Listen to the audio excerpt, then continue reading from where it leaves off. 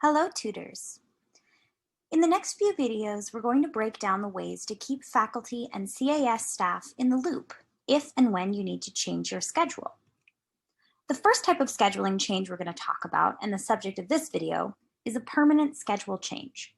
This is pretty much exactly what it sounds like, a schedule change that will apply to the entire remainder of the semester. So here are some reasons you might need to change your schedule permanently. Your class schedule might change and affect your tutoring hours. A professor you're working with might need you for different hours. And of course, we know life happens. Any number of things in your personal life might force you to change your schedule. So how do you go about making these permanent changes in a way that keeps everyone informed and ensures that your students always know where to find you? Let's explain. Your faculty liaisons must be notified about and approve all permanent scheduling changes. If this term, faculty liaison, is new to you and you're not quite sure what that means, essentially they're your faculty supervisor for the subject you tutor.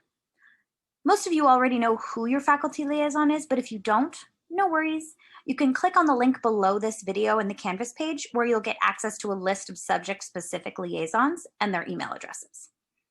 Secondly, you need to notify course-embedded professors. So any course-embedded tutors must also notify the professors whose classes they're tutors for about permanent scheduling changes. Lastly, if your faculty supervisor, your faculty liaison approves the change, they will send an email to Crystal and let her know.